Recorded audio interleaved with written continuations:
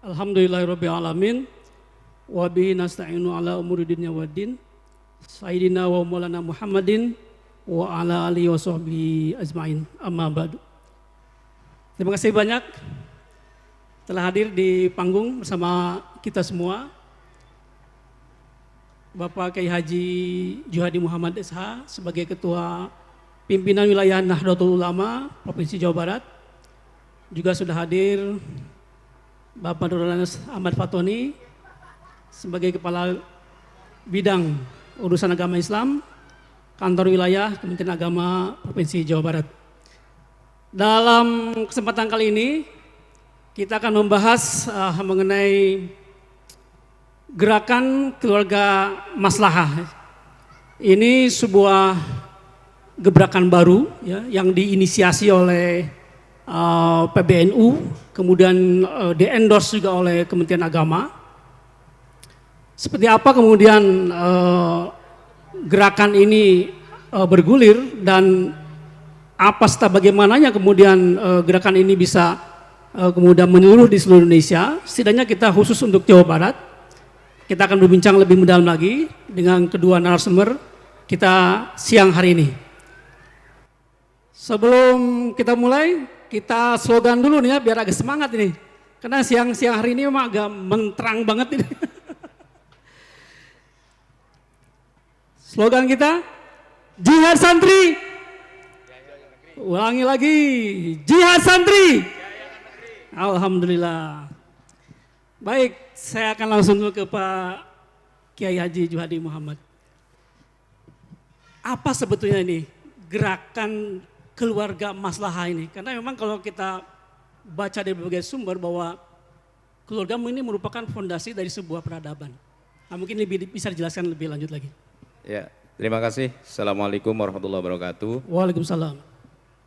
Alhamdulillah siang hari ini saya selaku Ketua PWNU Jawa Barat bisa hadir di tempat kegiatan peringatan Hari Santri Nasional puncaknya, yaitu di Kota Tasik. Ini memang sebuah kegiatan kerjasama antara PWNU, Kanwil Kemenag Provinsi Jawa Barat, juga Polda Jawa Barat, juga UIN Bandung. Sehingga alhamdulillah mudah-mudahan dengan kegiatan yang dipilih tempat puncaknya itu di Kota Tasik Malaya, mudah-mudahan Kota Tasik Malaya ini yang sudah dikatakan bahwa Kota Tasik ini kota santri, ya kota santri, maka mudah-mudahan Kota Tasik lebih santri lagi. Amin, amin, dengan adanya program gerakan keluarga maslahat. Jadi gerakan keluarga maslahat ini memang program yang diinisiasi oleh Pengurus Besar Nahdlatul Ulama bekerja sama dengan Kementerian Agama. Ya. Tidak hanya dengan Kementerian Agama sebenarnya, dengan Kementerian Kesehatan, Kementerian Sosial, dan kementerian-kementerian yang terkait tentunya. Ya. Dan kenapa PBNU melaksanakan kegiatan gerakan keluarga maslahat? Ini sebenarnya sesuai dengan didirikannya daripada Jam'iyah Nahdlatul Ulama. Jam'iyah Nahdlatul Ulama didirikan untuk limaslahatil ummah, ya. Limaslahatil ummah, masuk juga untuk riayatil ummah, untuk menjaga umat. Menjaga umat dari apa? Tentu dari berbagai hal. Nah, oleh karena itu sebenarnya tidak asing lagi bahwa keberadaan Jam'iyah Nahdlatul Ulama di semua tempat, para muassis atau para pelaksana organisasi ini semuanya adalah bagaimana membangun umat, ya, membangun umat itu adalah kira-kira umat menjadi umat yang maslahat. Nah, umat yang maslahat ini tentu harus dibangun dulu dari keluarga, ya. Betul. Jadi bagaimana mungkin membangun umat bisa maslahat kalau keluarganya sendiri kurang maslahat. Ya. Oleh karena itu, alhamdulillah ini Pengurus Besar Nahdlatul Ulama bekerja sama dengan beberapa kementerian terkait, kemudian di-endorse ke bawah, yaitu dengan Kanwil, Kemenag, Kabupaten Kota, seluruh Indonesia, dan dimulai launchingnya itu dari Jawa Timur, dan alhamdulillah kemarin di launching juga di Provinsi Jawa Barat. Mudah-mudahan walaupun hari ini baru di launching, tapi mudah-mudahan nanti kita akan laksanakan kegiatan gerakan keluarga maslahat ini secara nyata untuk masyarakat di kalangan bawah. Seperti itu. Ya. Jadi sebetulnya bukan hal yang asing ya, Ya. gerakan kemaslahatan ini, karena di Nahdlatul Ulama sendiri ini hal yang sudah biasa sebetulnya gitu kan, hanya dalam bentuk formal. Nah ini kemudian digulirkan sekarang ini. Kemudian kalau kita jabarkan lagi, bagaimana kemudian implementasi ke bawahnya itu? Gerakan seperti apa atau kemudian kegiatan-kegiatan apa saja yang menjadi roda terdepan untuk kemudian gerakan ini bisa terus bergulir? Ya. Mungkin ini ada beberapa gerakan yang sebenarnya gerakan keluarga maslahat ini sudah dibangun dari dulu oleh para pendiri, tapi tadi dijelaskan sama moderator bahwa ini adalah untuk diformalkan ya, untuk diformalkan. Dan kita sebenarnya bahwa keberadaan Nahdlatul Ulama, bagaimana umat itu maslahat dari segi pengajian dari pondok pesantren, maka NU telah mendirikan Robitoh Mahadil Islamiyah ya. Di bidang pendidikan umum, maka NU mendirikan lembaga pendidikan Ma'arif Nahdlatul Ulama. Kemudian di bidang pertanian, Nahdlatul Ulama mendirikan lembaga pengembangan pertanian Nahdlatul Ulama. Termasuk juga di bidang dakwah, di lembaga dakwah Nahdlatul Ulama LDNU. Ada 18 lembaga, cuman ada yang sudah maksimal pelaksanaannya seperti RMI, kemudian LDNU, LP Ma'arif, kemudian kegiatan. Ada beberapa lembaga yang masih belum maksimal, seperti LKNU, Lembaga Kesehatan Nahdlatul Ulama, kemudian LKKNU, kemudian lembaga-lembaga yang sifatnya sosial. Nah, ini masih belum maksimal ya. Oleh karena itu pengurus besar Nahdlatul Ulama pada periode ini, bagaimana Nahdlatul Ulama bisa hadir ya sesuai peranan Nahdlatul Ulama mendampingi umat memenangi masa depan. Makanya Nahdlatul Ulama selalu mendampingi umat, mendampingi bidang pendidikan, bidang kesehatan ya, bidang kesehatan, kemudian bidang keagamaan dan lain sebagainya. Seperti itu, Pak. Ya.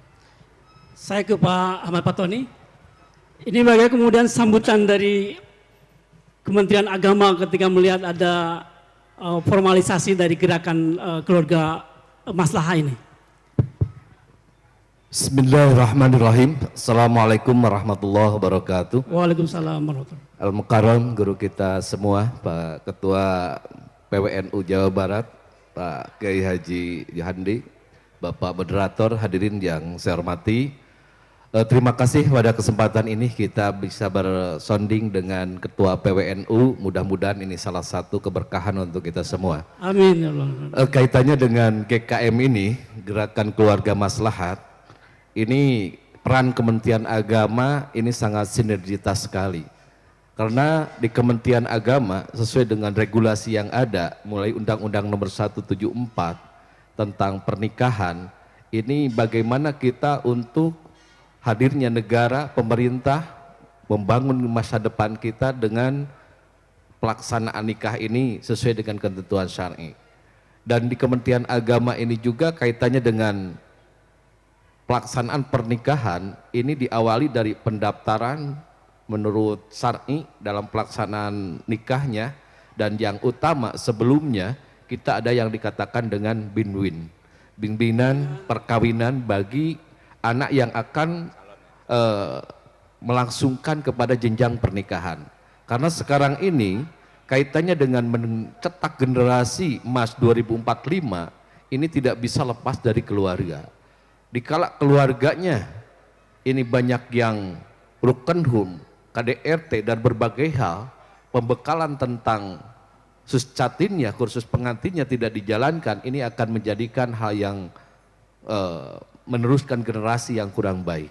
Sehingga lahirnya GKM ini sangat sinergitas karena bukan hanya untuk warga Nahdiyin saja, tetapi masyarakat Indonesia dalam rangka melakukan pendampingan dan penguatan tentang ketahanan keluarga ini hadir dari PBNU atau Nahdlatul Ulama untuk masyarakat di Indonesia ini. Jadi sangat sinergis sekali, dan kami mungkin Kementerian Agama sudah melakukan semacam surat keputusan bersama dengan PBNU kaitannya dengan program GKM ini karena sangat sinergis sekali. Lalu implementasinya seperti apa Pak? Ke lapangan ketika ini sudah ada MOU-nya, kemudian diturunkan ke bawah ini, apa yang akan dikerjakan? Kaitannya dengan kemarin alhamdulillah untuk Jawa Barat ini melalui koordinasi dengan PWNU tidak kurang dari 15.000 kemarin 15.000. Pengukuhan GKM tingkat provinsi Jawa Barat. Dan ini salah satu bentuk yang diharapkan oleh umat dan masyarakat Jawa Barat, pentingnya gerakan keluarga maslahah ini. Dan untuk kaitannya dengan sosialisasi secara struktur dan secara masif, karena ini sampai ke ranting-ranting. Berarti kalau sampai ke ranting-ranting itu sampai desa kelurahan itu ya? harus ada timnya di sana dalam rangka melakukan pendekatan dan pendampingan dengan masyarakat yang menyangkut dengan ketahanan keluarga. Dan ini sangat disupport oleh masyarakat Jawa Barat dengan hadirnya GKM di Indonesia ini. Itu Ada mungkin. semacam satgas untuk Ya, sampai ke ranting itu? sampai ke ranting itu ada satgasnya. Mulai dari provinsi, kabupaten pusat, provinsi, kabupaten kota, kecamatan sampai ke tingkat ranting, desa kelurahan. Dan ini sangat masif sekali dan sangat luar biasa sekali. Meskipun ini program yang sinergik yang urgensi dari GKM ini, diantaranya yaitu penanganan stunting. Ini stunting Salah ini satunya stunting, kesehatan ya? ya, kebetulan Bimas Islam juga sekarang ini yang dominan ini sekarang ini kaitannya dengan stunting. Karena stunting ini bukan hanya pendek saja, tetapi secara syariat mereka mungkin dari segi IQ-nya ada kelemahan dan usianya secara syariat itu pendek. Sehingga bagaimana generasi emas ke depan kalau bangsa kita ini kaitannya dengan stunting kita tidak atasi ataupun tidak antisipasi. Ini akan membahayakan dan menjadi beban negara. Dan ini sangat sinergis sekali dengan kementerian dan lembaga yang lain kaitannya dengan stunting. Itu mungkin salah satu agenda yang sama. Ya. Lalu yang kedua, salah satu agenda yang sama dengan Kementerian Agama yang merupakan program dominan yaitu bimbingan keluarga, yaitu BIN-BIN. BIN-BIN ini Kementerian Agama ada yang mandiri, ada yang klasikal, dalam artian diikuti oleh semua pengantin. Dan ada beberapa kabupaten kota yang sudah berani dikala mereka mau melangsungkan pernikahan belum mengikuti suscatin, khusus calon pengantin, mereka enggak berikan untuk buku nikahnya. Karena orang yang mau melaksanakan nikah itu kalau didorong dengan syahwatnya saja, tidak kepada sunnah Rasul, ya ini mungkin hal-hal yang menjadi kita tidak harapkan. Bagaimanapun pernikahan ini yang sakral, yang akan menelurkan generasi penerusnya, ya sehingga didasari dengan pemahaman dan keilmuan mereka mau melangsungkan pernikahan sehingga ini akan membangun keluarga yang samawa itu, sakinah mawaddah warahmah. Ini salah satu yang harus kita ikhtiarkan dalam rangka pendidikannya, terutama bagi siswa, mahasiswa dan remaja yang akan melangsungkan pernikahan. Betul. Itu mungkin salah satunya. Kembali ke Pak Kiai, kalau kita lihat kemudian tadi sebut tentang generasi emas 2045, kemudian kondisi sekarang ada prioritas yang diutamakan terkait dengan penanganan stunting. Di PWNU Jabar sendiri seperti apa untuk gerakan-gerakan sosialisasi tentang stunting ini? Jadi kita melalui muslimat, melalui fatayat, kebetulan juga walaupun baru di launching di Jawa Barat kita sudah ada pelaksanaan penanganan stunting, yaitu tepatnya di Kabupaten Bandung Barat. Ya, jadi NU hadir, kemudian Kementerian Agama juga hadir, kemudian kementerian terkait juga hadir.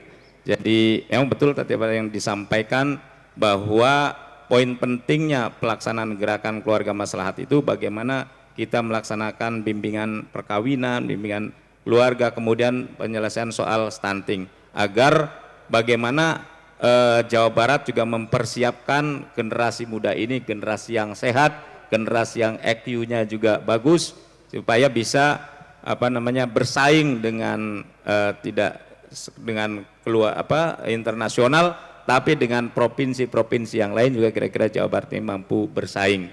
Seperti itu. Kalau bentuk yang real dari setelah kemarin launching itu, apa yang kemudian akan dilakukan oleh PBNU? Sampai sekarang secara teknis kita masih belum mendapatkan petunjuk ya. Belum, baru launching kemarin, tapi sudah ada yang direalisasikan sebenarnya. Tapi secara teknis seperti apa itu masih belum sekarang. Kalau pendidikan kan di PWNU tadi sampaikan sudah dari tingkat dasar sampai ke tingkat universitas, NU sudah punya semua gitu kan. Nah kira-kira kemudian bagaimana memanfaatkan potensi SDM di tataran anak-anak muda ini supaya kemudian mereka juga paham betul tentang gerakan keluarga maslahat ini, walaupun mereka sebagai calon gitu ya, sebagai calon pembentuk keluarga. Ini seperti apa untuk masuk ke mereka ini? Ya, kita sekarang ini karena kebutuhan kebutuhan bangsa dan negara dulu itu, para orang-orang tua kita terutama para kiai itu mayoritas menyekolahkan agamanya, menyekolah atau mendidik anak-anaknya hanya fokus kepada pendidikan agama. Ya. Tapi sekarang PWNU menghimbau kepada warga Nahdlatul Ulama atau kepada warga Jawa Barat, bagaimana anak-anaknya ini tidak hanya khususnya di NU, jangan satu arah saja. Karena ngurus dunia itu ya dengan berbagai disiplin ilmu. Kira-kira ada yang masuk di teknologi, ada yang di arsitek dan lain sebagainya. Supaya sumber daya manusia kita ini betul-betul bersaing di segala bidang. Jadi makanya kita juga mendirikan beberapa perguruan tinggi Nahdlatul Ulama yang ada di Jawa Barat. Seperti itu. Pak Tony, kalau kemudian para penyuluh di Kementerian Agama gitu kan, ini kan hal yang ya di luar pakem mereka yang memahami agama, kemudian ternyata mengurus juga soal stunting gitu ya. Itu bagaimana mereka kemudian bisa menyampaikan sebenarnya rupa tentang stunting ini? Terima kasih, betul sekali. Kita punya Kementerian Agama itu penyuluh di Jawa Barat ini sebanyak 5.068 yang non ANS dan 860 yang PNS. Dan ini merupakan corong masyarakat, dalam artian untuk spesifikasinya juga jelas. Jadi ada 8 spesifikasi yang harus dikuasai oleh para penyuluh, diantaranya mungkin yang nyambung dengan program yang ada dengan pemerintah atau kekinian, ada penyuluh keluarga sakinah, dan di sana mungkin kaitannya dengan ketahanan keluarga. Dan kaitannya dengan stunting, kita sudah ada kerjasama juga dengan BKKBN, dengan DTPA 3KB, kaitannya dengan LCMIL, kerjasama dengan KUA, dikala ada yang daftar nikah, itu terkomunikasikan juga dengan BKKBN. Ya, sehingga ini salah satu bagaimana untuk yang akan melaksanakan pernikahan itu, mereka bukan hanya melaksanakan sunnah Rasul saja, tapi diimbangi dengan kesehatannya. Dan ini salah satu ikhtiar kita melalui SKB dengan BKKBN dan DPA 3KB ini, untuk bagaimana kesiapan dalam masuk ke jenjang pernikahan itu mereka dari segi fisik, mental, dan kesiapan untuk melahirkan itu sudah dibekali dari segi keilmuannya. Karena stunting ini dari kesehatan ini bagaimana untuk produksi seorang calon ibu yang akan melahirkan itu kuat dari segi fisik, juga dari kesehatan, dan itu perlu ikhtiar dan syariat. Dan itu sudah berjalan sekarang melalui SKB dengan atau MOU dengan BKKBN maupun dengan DP3KB. Jadi penyuluh ini yang masuk ke majlis-majlis taklim, yang KUA ini mungkin penghulunya masuk juga dengan masyarakat, dan di Binwin juga disampaikan dan diarahkan bagaimana yang daftar ke KUA ini diarahkan untuk ada dulu pemeriksaan kesehatan, sehingga betul-betul mereka siap segalanya dalam membangun ketahanan rumah tangga. Itu mungkin sudah berjalan alhamdulillah. Jadi gerakan keluarga maslahah ini memiliki tujuan ke depan itu membentuk keluarga yang betul-betul tangguh ya. Betul, betul. Tentu menuju Indonesia yang sejahtera ya. Ketika terbentuk nanti generasi emas 2045 maka semua itu berasal dari pendidikan keluarga ini. Sejauh ini Pak Kiai memandang kondisi real masyarakat sekarang terutama dari sisi pergaulan anak-anak muda seperti apa sih Pak Kiai? Ya. Makanya alhamdulillah sekarang PBNU punya program gerakan keluarga maslahat. Kita ini melibatkan semua pihak ya. Dan NU juga harus hadir di tengah-tengah masyarakat, tidak hanya soal pendidikan keagamaan, tapi juga kesehatan. Karena kesehatan ini penting sekali bagaimana generasi ke depan kita itu betul-betul generasi yang sehat. Karena dengan generasi yang sehat tentu akan menimbulkan juga generasi-generasi yang cerdas. Ketika generasi itu sehat, cerdas, maka akan menjadi generasi yang kuat. Oleh karena itu ya PWNU dengan kerjasama yang dilakukan dengan beberapa kementerian, dengan beberapa stakeholder yang ada, mudah-mudahan apa yang dicanangkan oleh pemerintah tahun 2045 menjadi tahun emasnya Indonesia ini betul-betul akan terwujud. Tentu dengan menyiapkan generasi-generasi yang hebat. Pak Patoni, kalau kemudian kita lihat habit sekarang, kebiasaan sekarang anak muda sekarang itu kan lebih sering bersosialisasi, berkomunikasi di media sosial. Apakah kemudian ada program khusus terkait dengan gerakan keluarga maslahat melalui media sosial? Kaitannya dengan peran media sosial ini memang sangat dominan dan sangat luar biasa untuk masuk di dunia milenial gitu ya.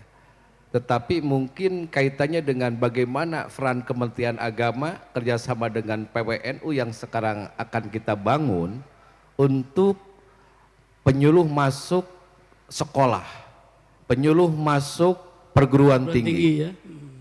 Ini timnya kan nggak sembarang gitu untuk asesor para binwin karena itu dilatih dulu melalui salah satunya dari PBNU, Bu Alisa Wahid, itu yang mengeluarkan sertifikat tentang asesor binwin gitu ya.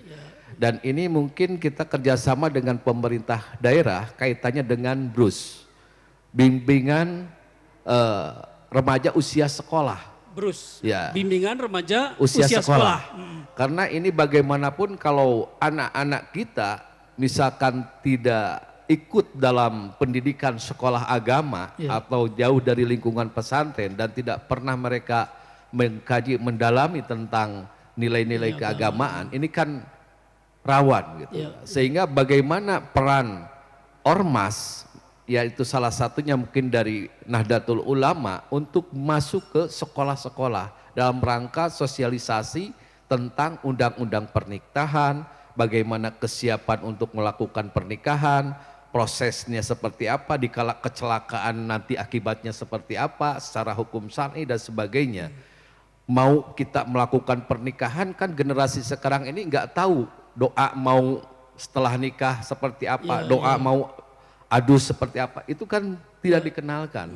Sehingga di BRUS inilah mungkin salah satu pembekalan bagi generasi muda ke depan, ini kita masuk ke sekolah-sekolah dan perguruan tinggi dengan tim dan nanti mungkin secara lengkap dari struktur sampai ke tingkat ranting dan hadir juga negara atau pemerintah karena ketahanan keluarga ini sudah masuk di RPJMN 2020-2024 gitu ya. Sehingga hadirnya negara ini wajib dalam rangka memfasilitasi tentang ketahanan keluarga baik yang akan masuk dalam tataran membangun rumah tangga maupun penguatan dalam pelaksanaan kekeluargaan. Karena yang lemah ini yang sekarang ini setelah pernikahan.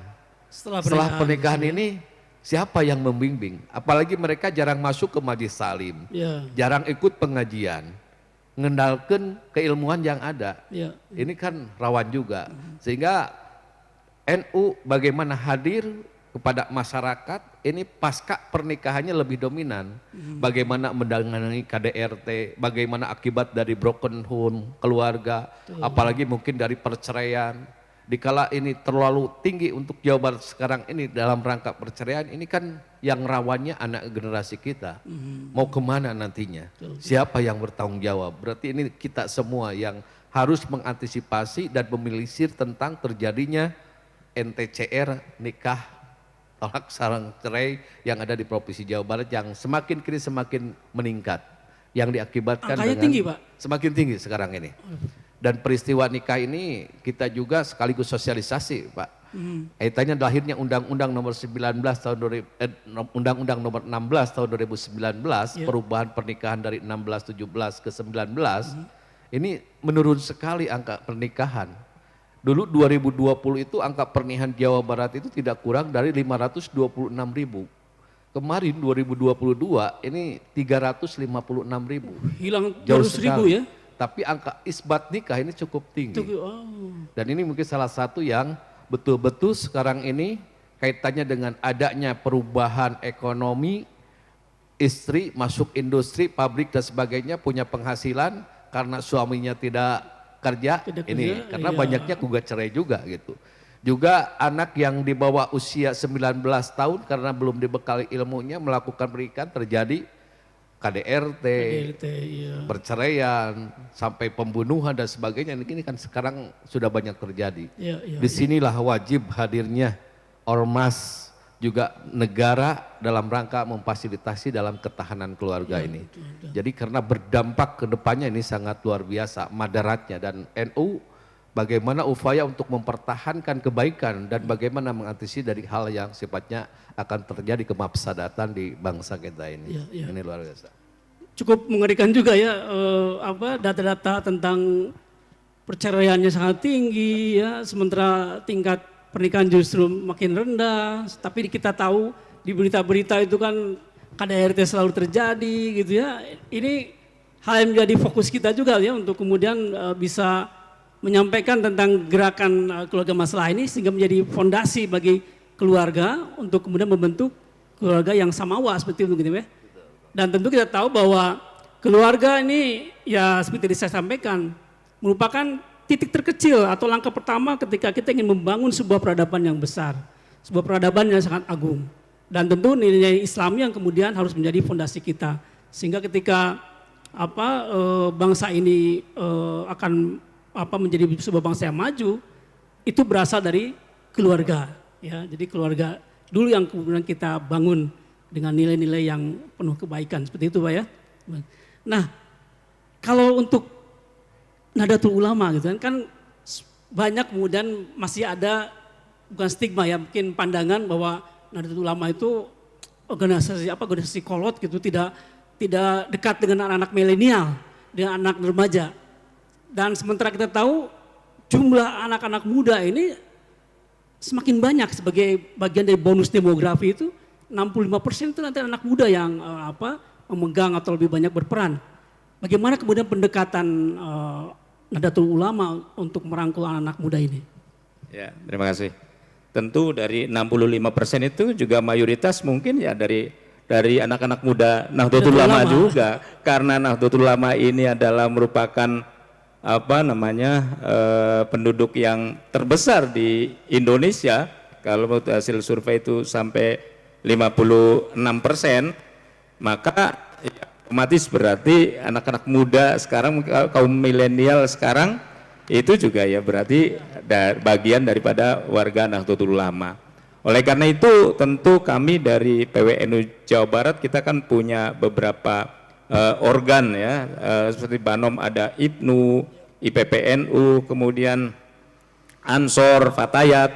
Itu NU tentu akan mendorong kepada IPNU, IPPNU, Ansor, Fatayat agar bisa merangkul di luar daripada warga Nahdlatul Ulama, agar mereka bisa terselamatkan dari segi agama, dari segi perbuatan dosa, itu supaya ke depan mereka di samping secara ekonomi sejahtera, tapi secara agama juga selamat. Artinya biar ke depan selamat dunia dan selamat akhirat itu.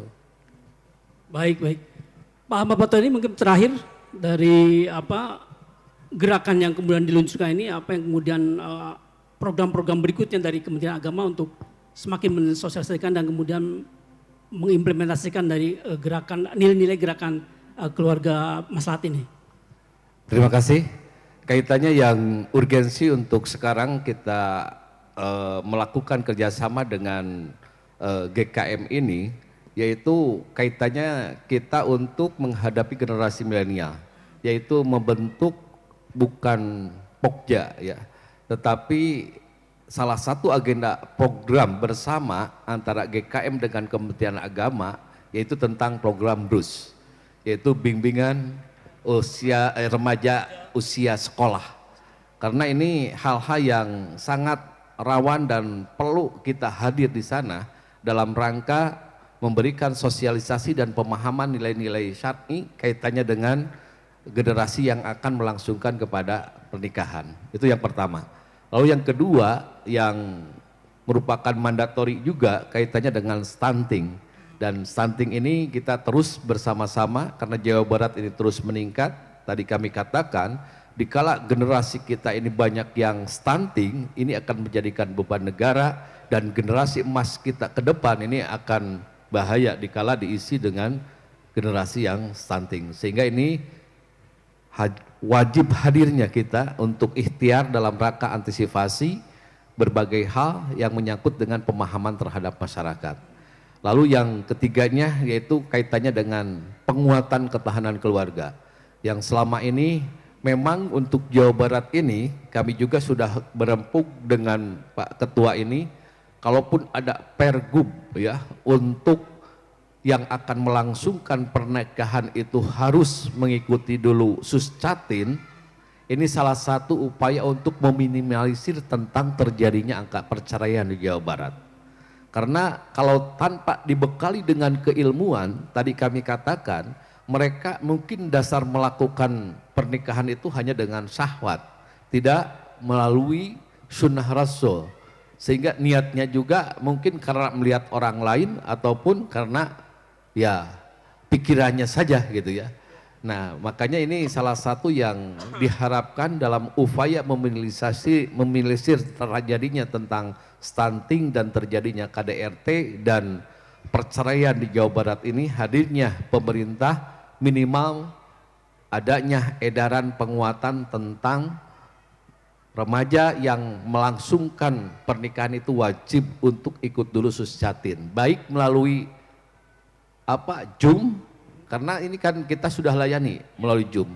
Orang yang lakinya di Sumatera, misalkan calon istrinya di Tasik, nggak mungkin mereka hadir, sehingga kita layani melalui Zoom. Yang penting mereka terbekali tentang ilmu rumah tangganya. Itu mungkin yang kita harapkan dalam kesempatan ini. Luar biasa nih ya, jadi memang pembekalan ini yang paling penting ya, supaya kemudian semuanya karena lillahi ta'ala gitu kan, karena dikalikan ilmu ini.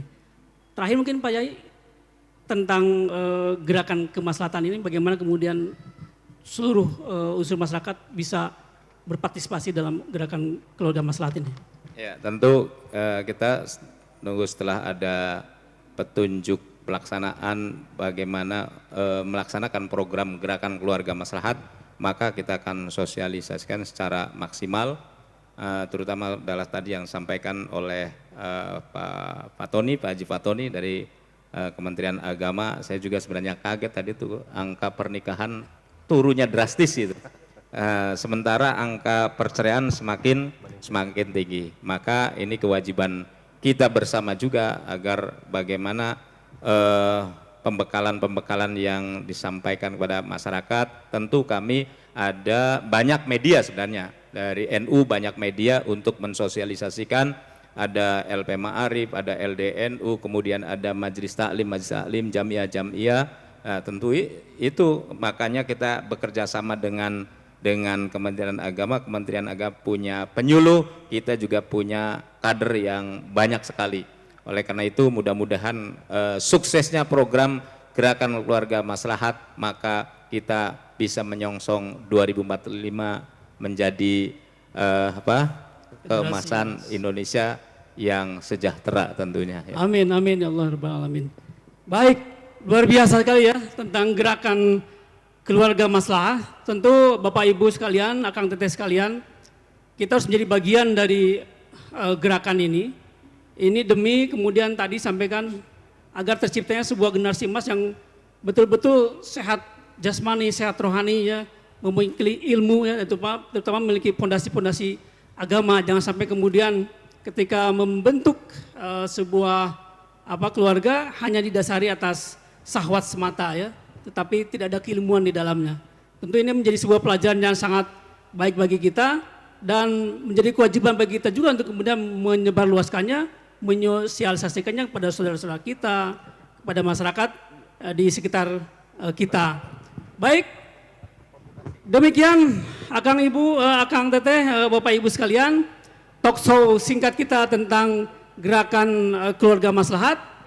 Mudah-mudahan ini bermanfaat bagi kita semua. Wallahu muwaffiq ila aqwamit thoriq. Wassalamualaikum warahmatullahi wabarakatuh. Waalaikumsalam warahmatullahi wabarakatuh.